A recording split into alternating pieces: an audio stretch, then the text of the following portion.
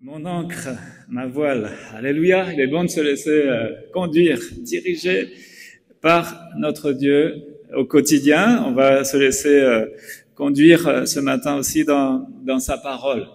Voilà, on va poursuivre notre série de réflexions. Je rappelle pour ceux qui nous rejoignent peut-être ce matin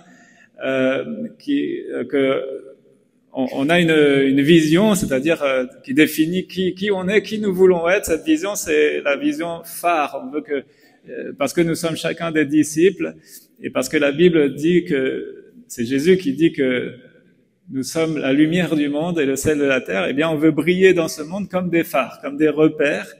Et c'est notre vision ici à l'Église évangélique de Fécamp, d'être ces phares, ces repères. Et puis on a décliné chaque lettre du mot. Donc le P, c'est la prière, une valeur importante pour tout disciple du Seigneur. La prière, l'hospitalité, on veut s'accueillir, se prendre soin les uns des autres. L'amour, c'est central, on sait que sans l'amour on n'est rien.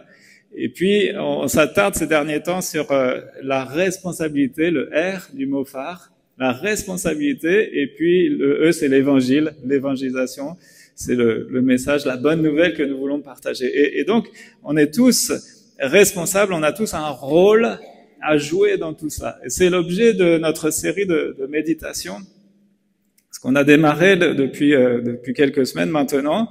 On est en train de réfléchir, mais c'est quoi mon rôle? C'est quoi ma responsabilité en tant que disciple? En tant qu'hommes et femmes qui faisons profession de suivre le Seigneur, de le servir, mais c'est quoi mon rôle? C'est quoi ma place? Il a été rappelé tout à l'heure ce texte par mon frère Luc que nous sommes le corps de Christ. Et puis chacun étant dans ce corps de Christ, on est chacun pour sa part un membre. Et donc, eh bien chaque membre a une utilité, une fonction, voire plusieurs fonctions. Avec ma main, je peux faire bien des choses. Et donc, l'important, c'est de se poser cette question, dans ce corps de Christ, si je suis, c'est les retours, si je suis donc membre de ce corps, c'est quoi ma place et mon utilité? D'accord? Et on est en train de réfléchir à ça au travers l'étude de ce qu'on appelle le sacerdoce universel, c'est-à-dire que Dieu a fait de nous, on va le rappeler ce texte, mais Dieu a fait de nous eh bien, de ses serviteurs, ses servantes et ses serviteurs. Et on est en train de brosser ensemble tout ce thème pour découvrir plusieurs choses. Il y a deux éléments de réponse, en fait. Il y a le rôle qui est propre à tous, en fait, tous nous sommes responsables des mêmes choses, nous avons le même rôle. Donc c'est le sacerdoce universel, c'est tous on a cette même fonction. Et puis il y a des responsabilités qui vont être ensuite spécifiques. Par exemple, si je reprends l'image du corps, tous les membres, ils ont un rôle commun. C'est de prendre soin, en fait, les uns des autres, prendre soin du corps. Il y a une utilité au corps en lui-même. Mais ensuite, chaque membre indépendamment a une fonction qui lui est propre. D'accord? Donc, c'est important de réaliser qu'il y a des choses. Si je me pose la question, à quoi Dieu m'appelle? Quelle est ma place? Quel est mon rôle? Il faut que je sois en capacité de répondre. Et donc, il y a des fonctions qui sont pour l'ensemble, et puis il y a des fonctions qui sont spécifiques. Ça, on en reparlera plus tard. Alors, on s'est attardé sur le cas de Adam et Ève, parce que Adam et Ève, eh bien, c'était les premiers hommes et femmes créés, et donc c'était les premiers qui ont été placés dans cette position de servir Dieu. Et je vais pas refaire le message, vous pourrez réécouter sur la chaîne YouTube ces messages, mais en résumé, on avait vu retirer des principes du service. Et donc ces principes, ce sont des principes qui sont généraux, qui sont pour tous, et qui traversent les âges, qui sont indépendants des contextes, qui sont indépendants voilà, des époques, de tout temps. Eh bien, Dieu attend cela de ses servantes et de ses serviteurs. Et c'est quoi ces rôles? Eh bien, on avait défini, c'est prêtres, administrateurs et prophètes. Et qu'est-ce qu'on entend par là? Eh bien, prêtre, c'est quoi? C'est cultiver la présence de Dieu. C'est-à-dire que ça, c'est un service que l'on doit accomplir, c'est entretenir la relation, la communion avec Dieu. Comment? Eh bien, c'est très simple. Dans un dialogue, il faut parler, il faut écouter. Peut-être écouter d'abord, parce qu'on a 2 oreilles et une seule bouche. Écouter et parler avec Dieu. Et puis, c'est aussi le servir dans le sens de l'adorer, lui apporter, c'est ce qu'on a fait aussi ce matin, en apportant ces beaux chants, lui apporter notre offrande d'adoration, de louange, de reconnaissance, de remerciement, ce qu'on appelle aussi une offrande de communion. C'est qu'on désire être tout près de notre Dieu, au plus près de son cœur. Et donc pour ça, bien, on doit entretenir donc cette communion. Ça se fait comment? De manière très pragmatique, bien, par la prière, et puis aussi par la lecture de la parole au quotidien, où on écoute Dieu nous parler au travers les saintes écritures. Ça, c'est le rôle de prêtre. Donc, je répète, si jamais il y a quelqu'un qui se dit, mais c'est quoi mon rôle? Je sais pas, quelle est ma responsabilité dans l'église? Quel est mon service? Qu'est-ce que je dois faire? Eh bien, tous, nous devons faire ça. Adorer Dieu, entretenir la communion, et donc, entretenir ce dialogue avec lui. C'est Apocalypse 1.6 qui nous le rappelle, je vais le relire après. On avance. Deuxième fonction, on avait vu administrateur, c'est quoi? Très simple, garder ce que Dieu nous confie. Donc c'était le cas d'Adam et Ève, vous vous souvenez? Dieu leur confie un jardin et il y avait des rôles, des fonctions, ils devaient prendre soin de ça. Eh bien nous aussi, Dieu nous a confié toutes sortes de choses. Il y a 3 choses essentielles qu'il nous donne, et on en avait vu l'importance par rapport à Adam et Ève. 1, garder sa parole. Garder la parole de Dieu, donc ça c'est la responsabilité de tous ceux qui sont réellement disciples du Seigneur. On veut garder sa parole, parce qu'on sait que si on ne garde pas sa parole, eh bien il peut y avoir des conséquences terribles. Garder sa parole, garder notre cœur. Vous vous souvenez encore des conséquences pour Adam et Ève de ne pas avoir gardé leur cœur et de s'être laissé séduire par l'orgueil, de croire qu'ils allaient pouvoir devenir comme Dieu. Donc on doit veiller sur notre cœur, la Bible nous le dit, plus que toute autre chose. Et puis veiller sur toutes les bénédictions que Dieu nous donne. Ça commence par notre famille, l'Église, et puis tous les biens qu'il nous donne. Donc ça, c'est être des administrateurs, et cette fonction-là, elle incombe à chacun. D'accord? À tous, sans exception. On doit accomplir ce rôle d'être des bons administrateurs pour Dieu. Et puis, le 3e rôle qu'on avait vu ensemble, le rôle de prophète. Alors, il n'y a rien de mystique dans ce mot-là, c'est juste prophète, c'est un messager qui parle de la part de Dieu. Et en fait, dans le Nouveau Testament, on a aussi cette notion d'être des ambassadeurs pour Dieu, des porte-paroles. Et là aussi, avant d'avoir un rôle, une fonction spécifique, eh bien, on a tous ce rôle-là. Jésus nous a envoyés pour être ses témoins. D'accord? Vous recevrez une puissance, le Saint-Esprit survenant sur vous, et vous serez mes témoins. D'accord? Et donc, ça veut dire quoi, cette dimension de prophète ou d'ambassadeur? Eh bien, c'est de représenter Dieu auprès des autres et de représenter les autres auprès de Dieu. Et donc là, il y a l'aspect évidemment du témoignage, il y a l'aspect de transmettre cette bonne nouvelle, l'évangile, de transmettre quelque chose que l'on a appris, nous, avec notre expérience, on peut le partager. Ça commence avec nos enfants, notre famille, ça commence ensuite avec les amis, les collègues, on peut témoigner tout autour de nous. Et puis, il y a aussi la dimension de l'intercession dans la vie de prière, où intercéder, c'est vraiment se placer entre Dieu et les hommes, et puis demander à Dieu, bénis un tel et un tel et un tel, et puis on va aussi de la part quand on va témoigner, on va leur inviter ces personnes à eux se tourner vers Dieu, et donc on est là comme en train d'essayer de rapprocher. Donc c'est le rôle d'intercession. Intercéder, se placer entre Dieu et les hommes et prier là pour que Dieu fasse son œuvre dans les cœurs et que les cœurs, eux, soient ramenés vers le Père. De choses que l'on doit faire. Est-ce qu'on fait ces choses? Est-ce qu'on accomplit ces choses? est-ce qu'on est des bons serviteurs pour notre Dieu déjà? Il y a déjà du boulot, hein. Il y a déjà ici beaucoup de choses à faire et à cultiver dans notre vie spirituelle. On va s'arrêter aujourd'hui. Donc là, on avait réfléchi sur Adam et Ève. Voilà, si vous pouvez aider Jean. Merci Luc.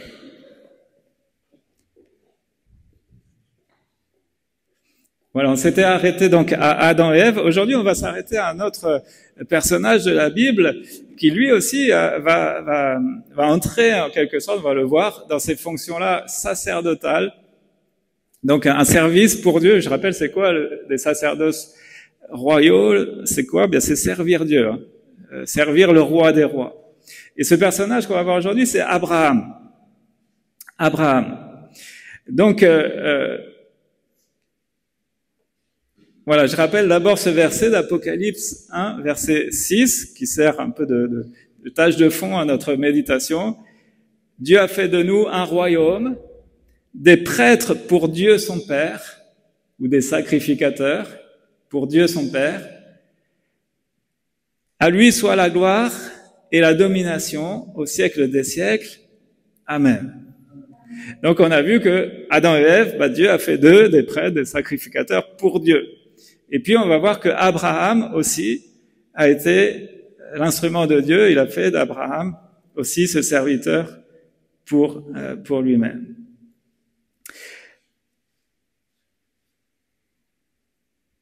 Alors juste avant d'aller à Abraham, quand on a réfléchi sur Adam et Ève, vous vous souvenez, on a réfléchi à Adam et Ève avant la chute. Ensuite, malheureusement, il y a eu la chute. Et ça, c'est venu tout gâter, ça est venu tout détruire, enfin, toute cette communion initiale voulue par Dieu, tout ce rôle, tout ce service, ce sacerdoce, cette communion, cette relation, tout ce qui était voulu par Dieu dès le départ, tout ça a été détruit. D'accord? Coupé. Mais, quand à un moment Dieu va parler à Adam et Ève, et au travers de ce qu'il va leur dire, il y a la promesse qu'un jour, eh bien, ce sacerdoce, cette relation avec Dieu, tout ça va être restauré. Et on le voit, c'est dans Genèse au chapitre 3, verset 15, où Dieu dit, je mettrai l'hostilité entre toi, donc il s'adresse au serpent, au diable. Je mettrai l'hostilité entre toi et la femme, entre ta descendance et sa descendance. Il est dit, celle-ci, donc la descendance de la femme, celle-ci t'écrasera la tête et tu lui blesseras le talon. Donc il y a la promesse ici. Alors c'est un peu mystérieux au début, mais nous on a le recul maintenant. On sait que de manière prophétique, Dieu annonce ici la venue de celui qui est le Sauveur, celui qui va écraser la tête de Satan. On le sait aujourd'hui, c'est Jésus-Christ. C'est celui qui va terrasser l'ennemi, celui qui va remporter la victoire. Et on l'a célébré encore aujourd'hui en prenant le pain et le vin, la victoire de la croix. Mais en fait, il faut qu'on réalise que depuis la chute, dans toute l'histoire de l'humanité, eh bien Dieu va mettre un peu des jalons tout au long de l'histoire pour annoncer, pour préfigurer tout cela. Pour préfigurer la venue de Jésus. D'accord? Pour préfigurer celui qui sera donc, comme la Bible le décrit, le souverain sacrificateur. Hein?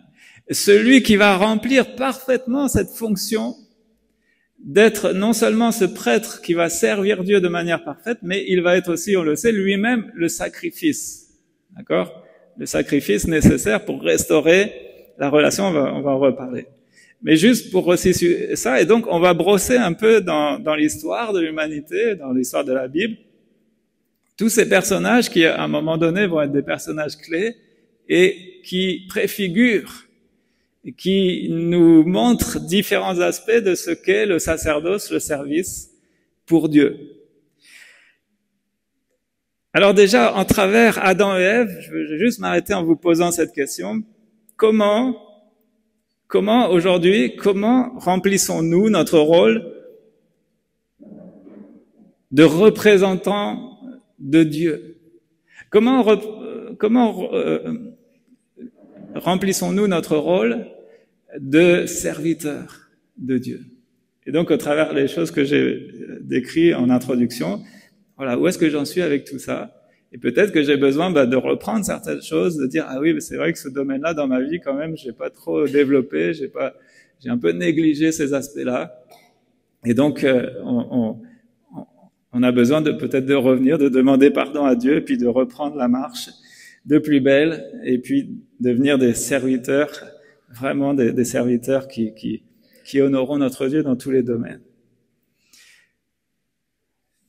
Sur la scène de l'histoire va donc apparaître plus tard Abraham.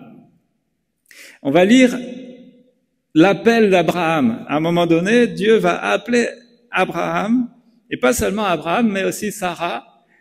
Et il y a toute une famille là qui est appelée. On le lit dans Genèse, au chapitre 12, au verset 1 à 3. Genèse, chapitre 12. L'Éternel dit à Abraham, quitte ton pays, ta patrie et ta famille, et va dans le pays que je te montrerai. Je ferai de toi une grande nation. Je te bénirai, je rendrai ton nom grand et tu seras source de bénédiction. Je bénirai ceux qui te béniront et je maudirai ceux qui te maudiront et toutes les familles de la terre seront bénies en toi. Donc voilà ici l'appel d'Abraham où il invite ici dans un foyer, un couple, il les entraîne là dans un appel, dans une direction particulière. Abraham reçoit une promesse de bénédiction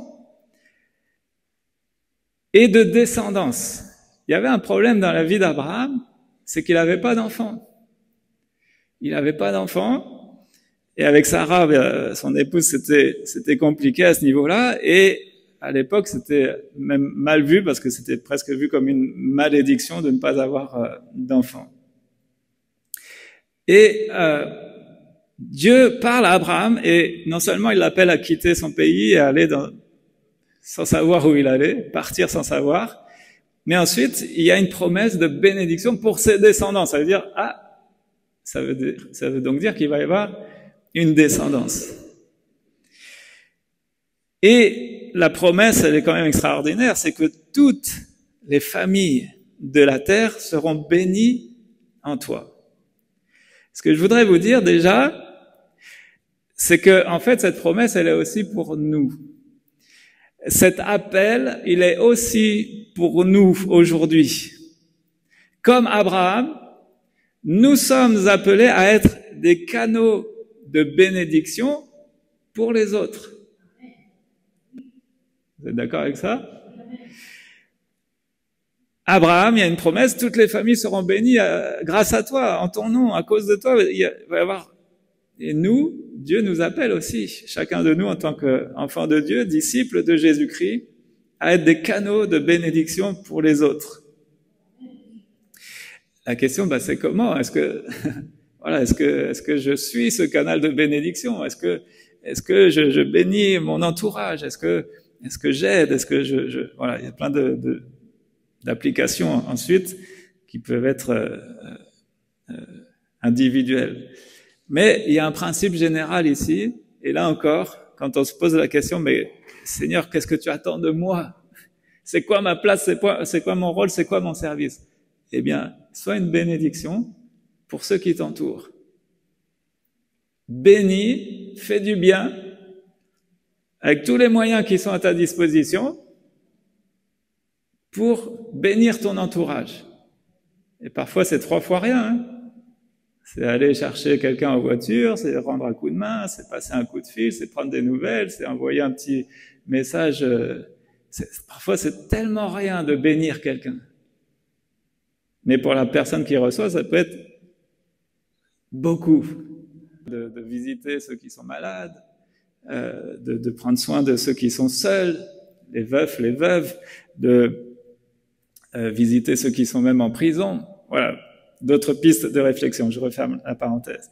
Mais en tout cas, il y a un principe là. Il y a un principe que je dois retenir. Dieu m'appelle à être un canal de bénédiction pour les autres. À un moment donné de l'histoire d'Abraham et de Sarah, donc ils vont tout quitter, ils vont faire ce que Dieu va leur dire. À un moment donné, il va y avoir une rencontre particulière d'Abraham avec un homme qui s'appelle Melchisédek. Et cet homme, Melchisédek, il est un peu particulier parce que déjà, il est assez mystérieux, on ne sait pas trop qui c'est. Mais il y a une particularité, c'est qu'il est en même temps roi et sacrificateur. Et ça, c'est vraiment quelque chose d'unique. Alors on lit dans Genèse au chapitre 14, au verset 18 à 20.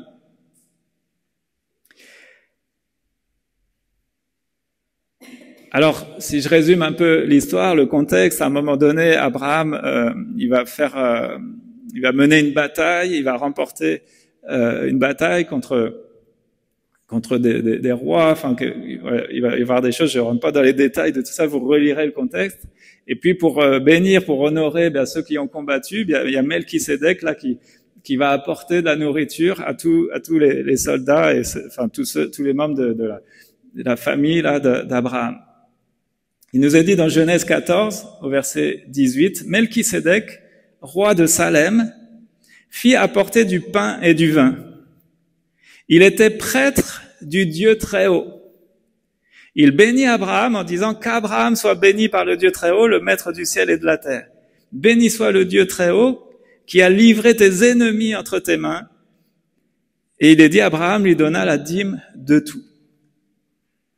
Alors Melchisédek, ce roi et ce sacrificateur, ce prêtre du Dieu Très-Haut, eh bien, il bénit Abraham. Il montre ici, et il y a quelque chose de particulier, c'est qu'il entremêle les deux fonctions de roi et de sacrificateur. Donc, Melchisédek, il est une figure, là, de Jésus, qui est le seul qui réunit les deux fonctions de roi et de prêtre. Melchisédek bénit Abraham, et donc, Melchisédek, il est comme cette préfiguration de Jésus, notre grand prêtre. Selon l'ordre de Melchisédek, c'est dit dans Hébreux chapitre 7, verset 1, il y a des explications qui y sont données. Il est dit, Hébreux chapitre 7, verset 1er, ce Melchisédek était roi de Salem. Alors je vais attendre que ça s'affiche. Hébreux chapitre 7. En effet, ce Melchisédek était roi de Salem, sacrificateur du Très-Haut. Il est allé à la rencontre. Il est allé au devant d'Abraham lorsqu'il revenait de la défaite des rois. Donc il avait vaincu ces rois. Et il l'a béni.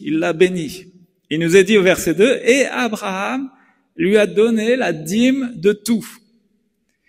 D'après la signification de son nom, alors je relis avec vous, d'après la signification de son nom,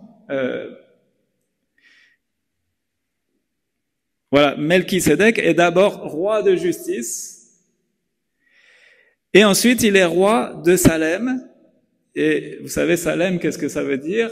C'est écrit, hein, ça veut dire paix, shalom. Shalom, ça veut dire paix. Et donc ici, roi de Salem, c'est quoi? Eh bien en fait, ça parle de Jérusalem. C'est le premier nom de Jérusalem, le roi de Jérusalem. Donc on comprend que c'est ici une figure ici de Jésus. Et on lit encore verset 3, on ne lui connaît ni père ni mère, ni généalogie, ni commencement de jour, ni fin de vie, mais rendu semblable donc au Fils de Dieu, il reste prêtre pour toujours. Donc ce Melchisédek, ce personnage assez mystérieux là dans l'histoire d'Abraham, clairement c'est une figure de Christ, et là il nous est donné l'explication ici de qui il est. Roi de Salem, le roi de Jérusalem, c'est-à-dire roi de paix. Qui est le roi de paix? On le sait, c'est Jésus, le prince de la paix. Donc il va y avoir cette rencontre. Et qu'est-ce que va faire Abraham devant ce roi sacrificateur? Eh bien, c'est là que la Bible nous précise à 2 reprises, cela nous est précisé dans Genèse et cela nous est redit dans Hébreux, Abraham lui a donné la dîme de tout. La dîme de tout. Donc, ici, il y a aussi un principe général qu'on retrouve tout le long des Écritures, qui est le principe d'apporter à Dieu, eh bien, notre offrande. Notre offrande, les dîmes, il est parlé des dîmes, c'est-à-dire redonner une partie de tout ce que l'on peut recevoir de la part de Dieu. À l'époque, que ce soit des récoltes, que ce soit des troupeaux, pour nous aujourd'hui, que ce soit un salaire, que ce soit des bénédictions, ben, Dieu attend de nous, en tout cas c'est la fonction d'un prêtre royal, c'est de redonner à Dieu une part des bénédictions qu'il nous donne. D'accord? Donc Abraham, qu'est-ce qu'il fait? Il offre 1/10, la dîme, à Melchisédek. Et c'est pas réservé à l'époque d'Abraham, parce que ce principe, on le retrouve dans toutes les Écritures. Juste au passage, Abraham, c'est quand? C'est avant ou après la loi? Avant ou après la loi? C'est avant la loi. Plus tard, il va y avoir la loi de Moïse, et Moïse va instituer ça de manière légale, le principe de la dîme. Mais là, il n'y a pas d'observance légale de la part d'Abraham. Il fait ça, lui, de tout son cœur. Il fait ça sans contrainte. Il fait ça pour honorer ce Dieu, ce roi prêtre. Vous comprenez? Et donc là, on voit qu'il y a un principe, le principe du don, le principe de l'offrande. Et ce principe-là, ben on va le retrouver sous la loi de Moïse, mais on le retrouve encore après sous la grâce du temps de Jésus, encore aujourd'hui pour nous. Il y a ce même principe. Alors c'est quoi ce principe? C'est quoi ce principe?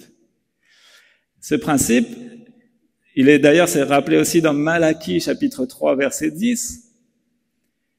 Malachie chapitre 3 verset 10, il est dit « Apportez toutes les dîmes à la maison du trésor », donc c'est le temple, c'est la maison de Dieu, « afin qu'il y ait de la nourriture dans ma maison. » Et Dieu dit « Mettez-moi ainsi à l'épreuve, dit l'Éternel, le Maître de l'univers, et vous verrez si je n'ouvre pas pour vous les fenêtres du ciel, et si je ne déverse pas sur vous la bénédiction en abondance. » Ce principe, c'est un principe très simple, c'est le principe de la reconnaissance.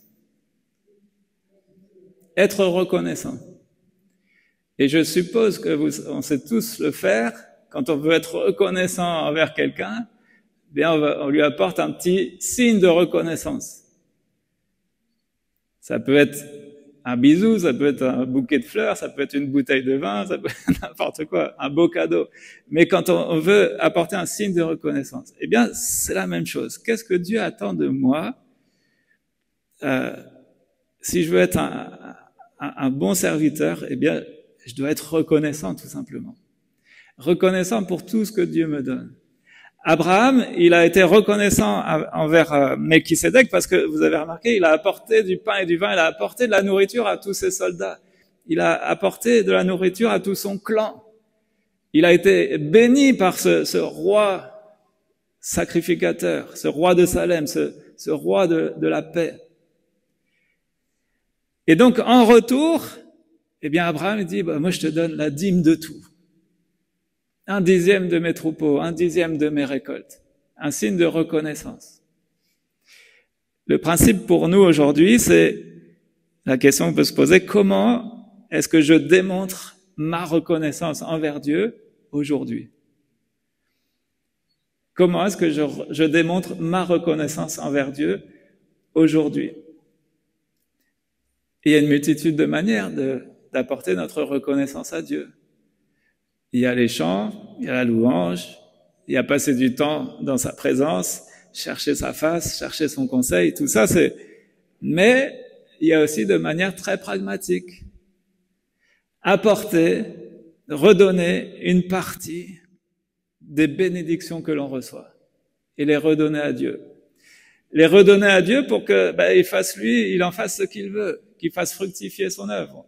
D'accord? Donc, dans l'Église, c'est pour ça qu'il y a la possibilité d'apporter aussi son offrande, ses dons, pour participer à l'œuvre de Dieu. Alléluia quand même, non? Est-ce que c'est pas une grâce d'être rendu participant à l'œuvre de Dieu?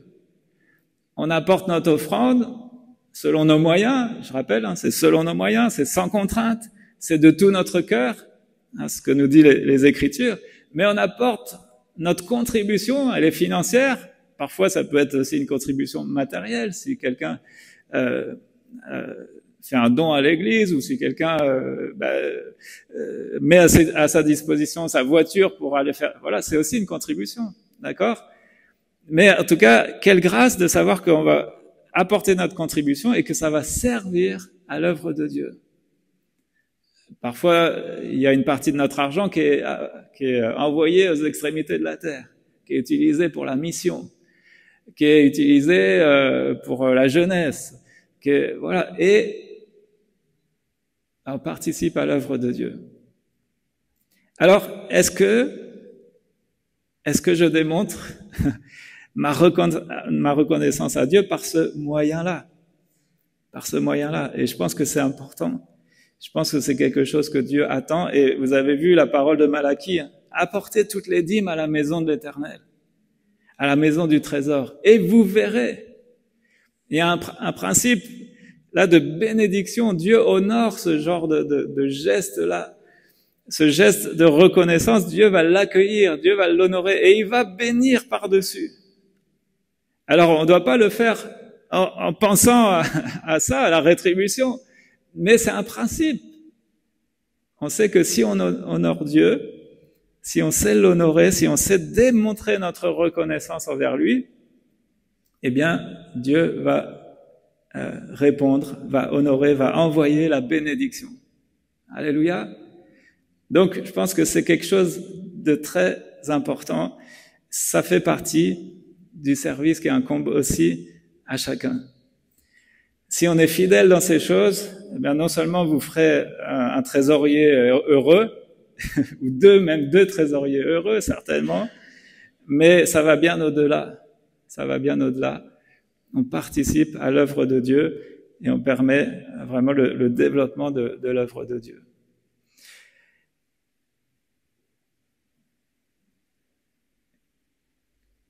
Plus tard, un peu plus tard dans l'histoire d'Abraham, il va y avoir un deuxième épisode marquant. Alors, j'ai passé, hein, j'ai pas détaillé, mais entre deux, évidemment, Dieu a béni, même si dans un premier temps, Abraham et Sarah ont essayé de faire des choses, voilà, ils ont essayé d'obtenir la bénédiction par eux-mêmes. Sarah invite Abraham, lui donne sa servante pour qu'elle puisse avoir des enfants avec, etc. Enfin bref, vous connaissez l'histoire. Sinon, allez relire l'histoire d'Abraham dans les Écritures. Mais la promesse d'un descendant, la promesse d'un fils, eh bien, elle tarde un peu et du coup, Abraham et Sarah essayent de faire les choses par leurs propres moyens. N'essayez jamais d'obtenir la bénédiction par vos propres moyens, par vos propres forces. Laissez Dieu agir. Ça, c'est aussi des principes. Bref, je passe, mais plus tard, évidemment, Isaac va venir sur la scène.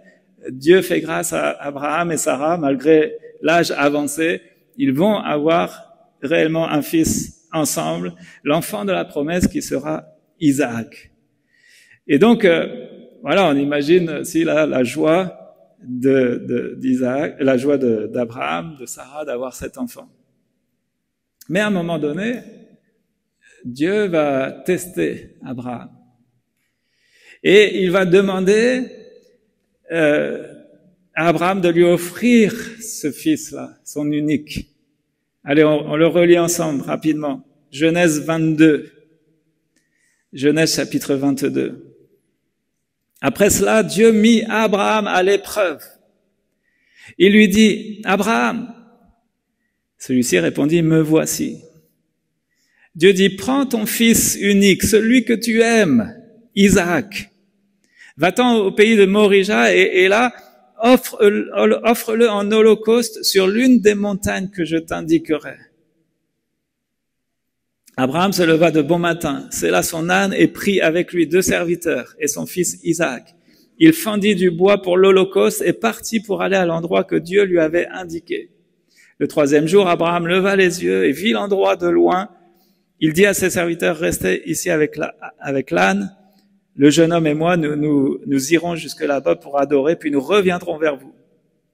Abraham prit le bois pour l'holocauste, le chargea sur son fils Isaac et il porta lui-même le feu et le couteau. Ils marchèrent tous les deux ensemble. Alors Isaac s'adressa à son père, Abraham, en disant, mon père, me voici mon fils. Isaac reprit, voici le feu et le bois, mais où se trouve l'agneau pour le sacrifice, pour l'holocauste? Abraham répondit, mon fils, Dieu pourvoira lui-même à l'agneau pour l'holocauste. Et ils continuèrent à marcher tous les deux ensemble. Lorsqu'ils furent arrivés à l'endroit que Dieu lui avait indiqué, Abraham y construisit un autel et rangea le bois. Il attacha son fils Isaac et le mit sur l'autel par-dessus le bois. Puis Abraham tendit la main et prit le couteau pour égorger son fils. Alors l'ange de l'Éternel l'appela depuis le ciel et dit, Abraham, Abraham. Il répondit, me voici. L'ange dit, ne porte pas la main sur l'enfant, ne lui fais rien, car je sais maintenant que tu crains Dieu et que tu n'as pas refusé ton fils unique. Abraham leva les yeux et vit derrière lui un bélier retenu par les cornes dans un buisson. Il alla prendre le bélier, l'offrit en holocauste à la place de son fils. Abraham donna à cet endroit le nom de Yahvé-Jiré. L'Éternel pourvoira. C'est pourquoi on dit aujourd'hui, à la montagne de l'Éternel, il sera pourvu. Alléluia. Alors, c'est un passage quand même assez poignant. Certains pourraient dire, mais c'est horrible ce que Abraham fait quand même, il est prêt à égorger son fils. C'est horrible. L'Écriture nous le dit de manière claire, j'ai pas noté le verset, mais nous dit clairement pourquoi il est prêt à faire ça. La Bible nous dit qu'Abraham avait foi que Dieu était capable de ressusciter Isaac. Donc, il est capable d'aller jusqu'au bout parce qu'il a foi en Dieu. Et donc, c'est un test. C'est un test de Dieu pour voir ce qu'il y a dans le cœur d'Abraham. Et là, on entre encore une fois dans cette notion de quoi? D'offrande, de don et de sacrifice. Qu'est-ce que je suis prêt à donner à Dieu?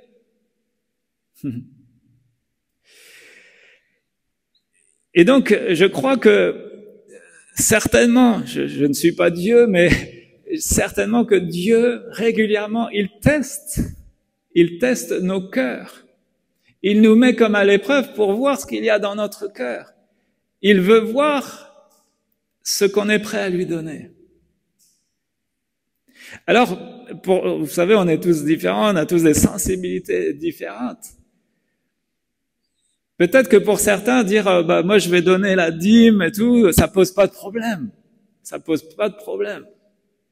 Par contre, certains vont peut-être dire ah non, Dieu ne touchera pas à mon porte-monnaie.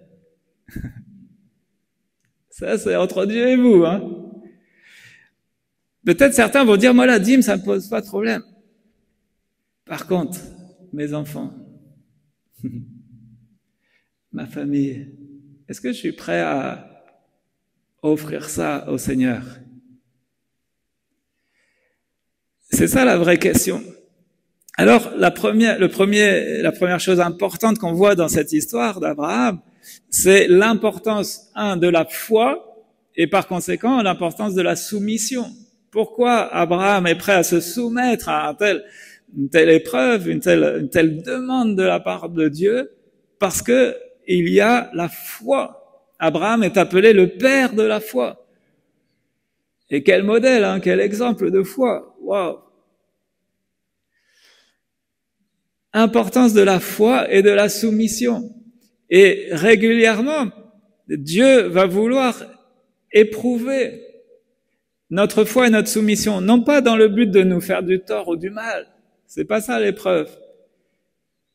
L'épreuve, c'est dans le but de fortifier. Quand il y a un matériau éprouvé, c'est dans le but de le faire de le solidifier, de le renforcer quand on voit un défaut, une faiblesse. Et donc si Dieu voit en nous une faiblesse dans notre foi, eh bien il va travailler pour renforcer cette foi.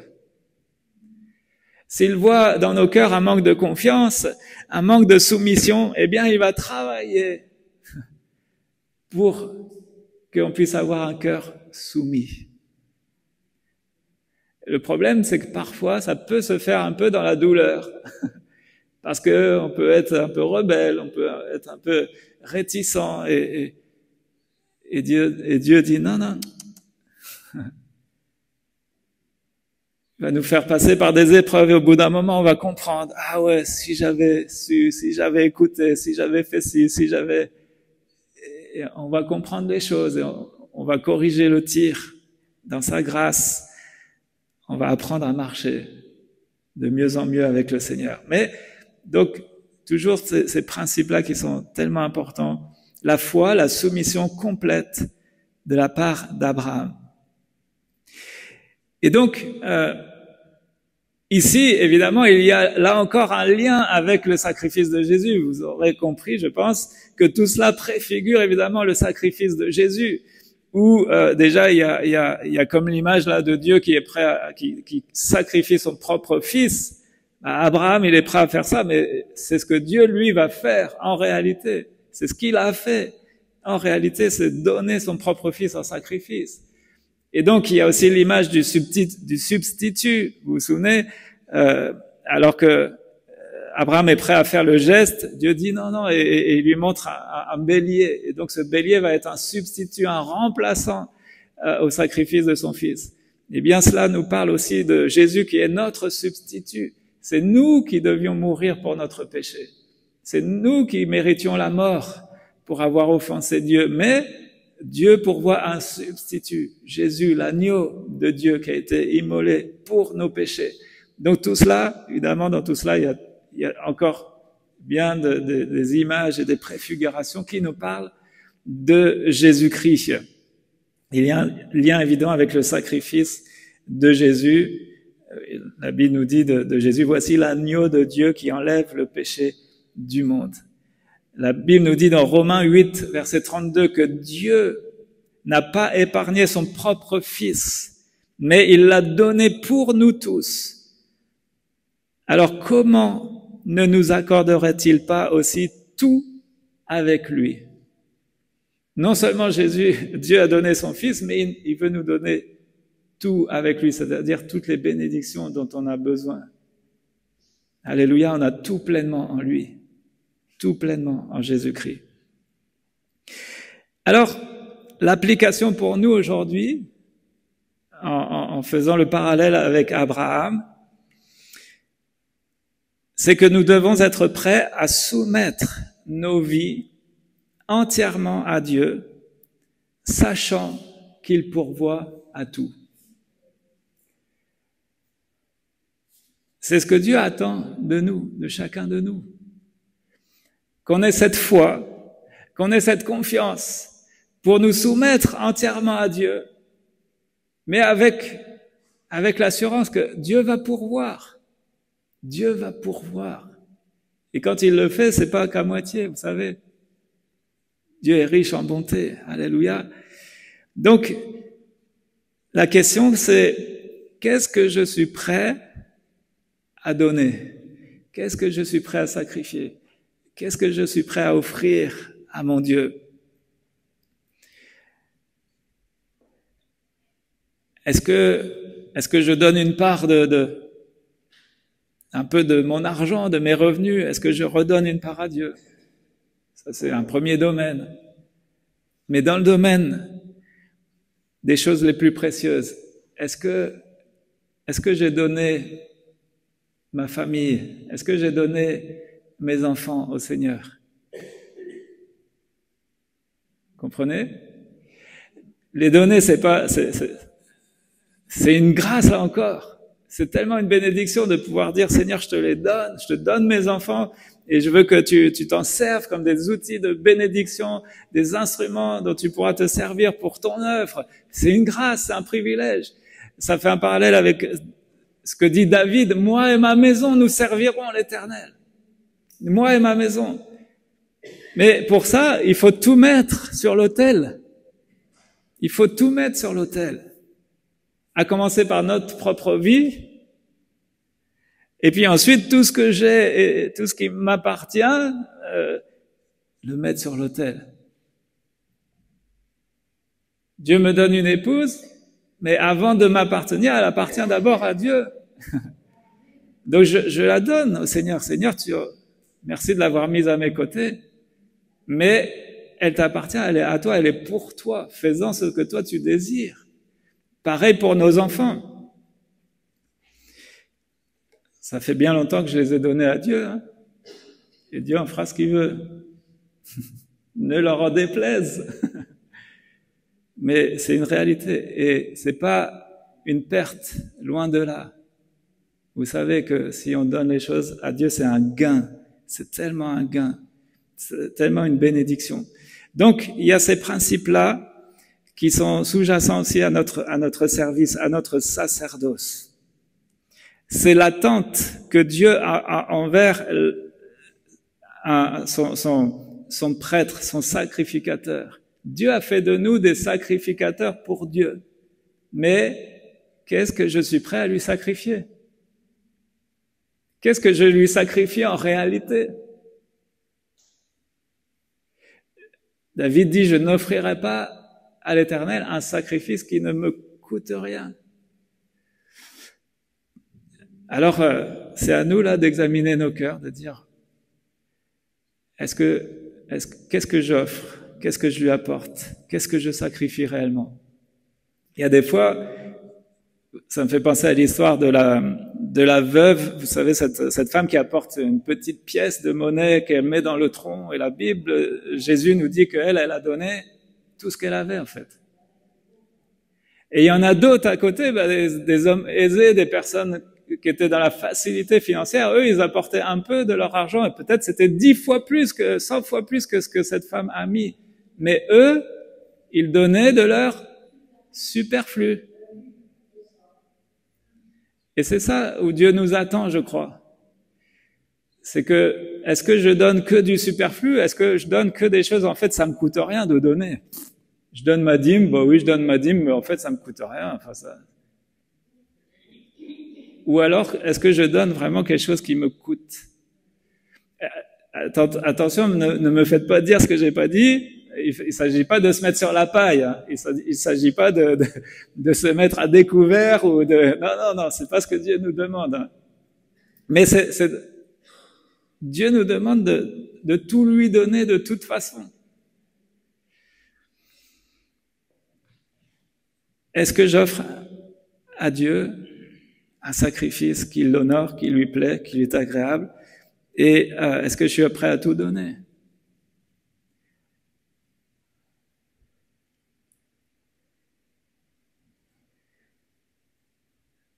Vous savez, on a besoin encore, je vais terminer, mais je me parle à moi-même, mais on a besoin de réaliser l'ampleur du sacrifice de Jésus. Parce que lui, il a tout donné. Lui, il a tout donné. Lui, il a quitté le ciel de gloire. Lui, c'est pas une voiture à 30 000 euros ou une maison à 200 000 euros qu'il a donné. Il a quitté son ciel de gloire. Il a quitté le royaume des cieux. Et il s'est humilié dans un corps comme le nôtre, une chair semblable à la nôtre. Et dans ce corps-là, il a continué encore de s'humilier. Il a payé le prix. Il a sacrifié. Il a tout donné. Et j'ai besoin de réaliser l'ampleur de ce que Jésus a donné pour moi, pour me racheter. Je sois pas radin en bénédiction. Je sois pas radin dans mon offrande. Que je sois pas petit dans ce que je lui donne. Mais que je lui donne tout et de tout mon cœur. Et j'ai besoin encore d'apprendre. J'ai besoin encore de progresser dans ce domaine. Mais en tout cas, voilà les leçons tirées d'Abraham. Lui aussi, c'est un prêtre royal, c'est quelqu'un qui va offrir des choses à Dieu. Et on voit qu'il honore Dieu. Il y a la foi dans son cœur. Et donc, il va être aussi donc par ce moyen-là, un sujet de riche bénédiction. Alors, avant de terminer, juste relire les principes, les rappeler, si je retrouve.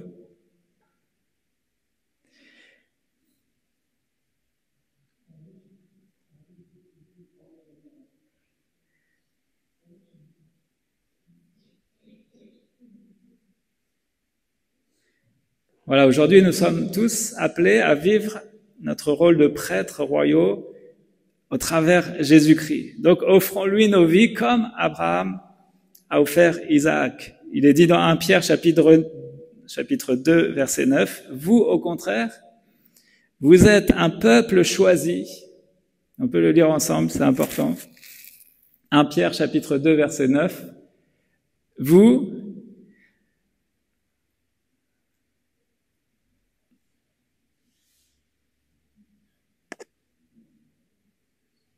verset 9. Vous, au contraire, vous êtes une race élue, alors un peuple choisi, selon les traductions, un sacerdoce royal,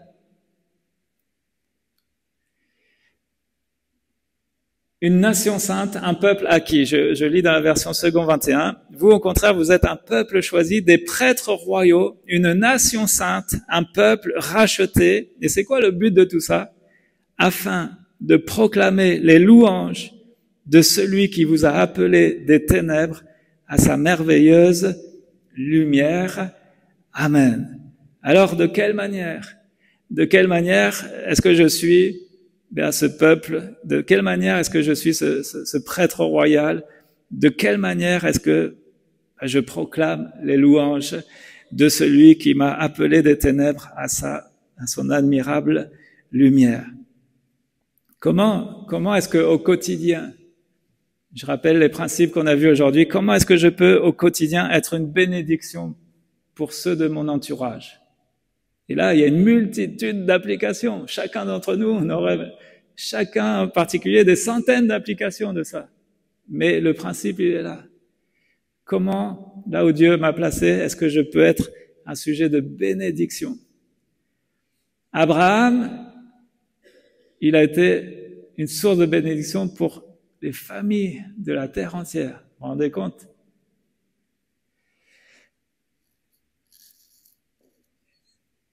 Quelle partie de ma vie je suis prêt à remettre à Dieu? Est-ce qu'il y a des choses que je préfère garder pour moi? Ou est-ce que je suis prêt à donner? Que ce soit mes finances, que ce soit ma famille, que ce soit ma carrière, même mes loisirs, mes hobbies.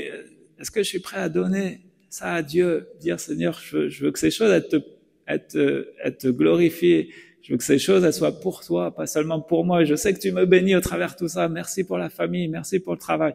Mais je veux te servir au travers de tout ce que tu me donnes. Qu'est-ce que je suis prêt à sacrifier? Comment est-ce que je peux m'engager activement dans toutes ces choses? Être un serviteur, un réel serviteur. Exprimer mon appel royal. C'est pas rien de servir le roi des rois.